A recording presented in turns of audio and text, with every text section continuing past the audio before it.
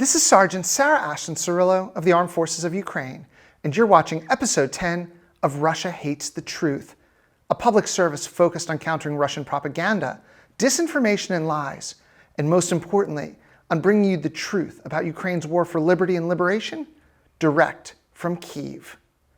The European Court of Human Rights, an institution of justice across Europe, has stood firm against Russia's false accusations against Ukraine, understanding it to be a feeble attempt by the Moscow regime to blatantly divert attention away from its own aggressions and away from the war crimes it has so unashamedly committed against Ukraine.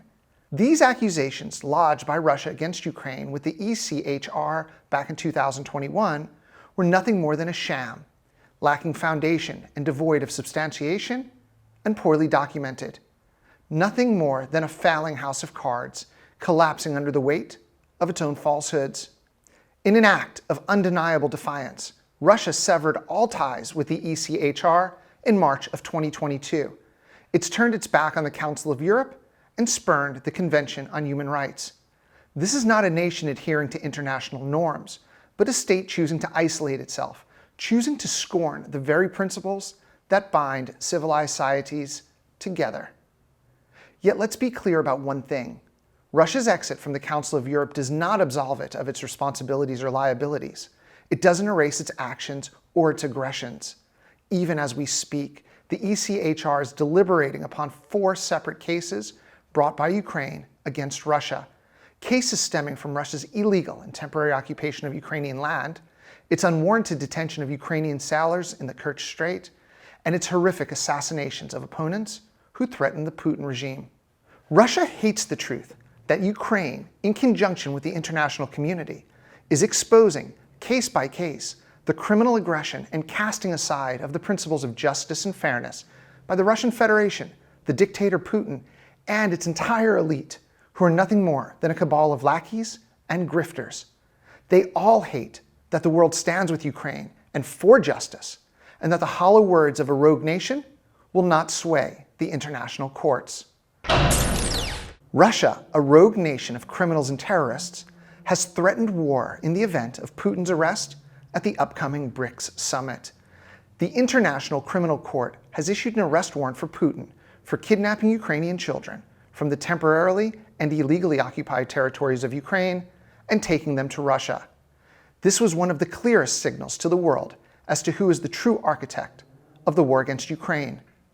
As a party to the Rome Statute, South Africa has a commitment, a responsibility to the ICC to arrest Putin should he set foot on its soil.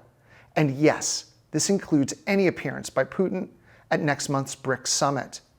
This threat of war by Russia on South African soil is yet another flagrant violation of international law, a deliberate and despicable act on the principles of civilized coexistence throughout the world. This intimidation tactic unmasks the true nature of Russia's attitude towards South Africa and all other African countries. This relationship is not one of partnership, respect, or mutual cooperation. Rather, it's that of a feudal lord seeing others as vassals, just subordinates, to be manipulated at will. Russia hates the truth that the world understands the Kremlin is incapable of carrying out such a threat against the people and government of South Africa, and that it's nothing more than an impotent shell of itself. The Moscow regime has seen its strength sapped, lost in almost 10 years of mindless aggression against Ukraine. The intimidating roar of the bear is nothing more than an echo of its past. This is Sergeant Sarah Ashton-Cirillo, and when we went to post-production with the clip you just saw regarding the war criminal Vladimir Putin and South Africa, news broke that he is choosing to stay in his bunker and send his foreign minister Sergei Lavrov in his place.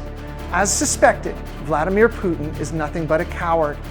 Russia Hates the Truth is produced by the Territorial Defense Forces Media Studios under the command of Colonel Alexei Dmitrievsky. Visit our English and Ukrainian YouTube channels to watch all of our exclusive content direct from the front lines of Ukraine's war for liberty and liberation.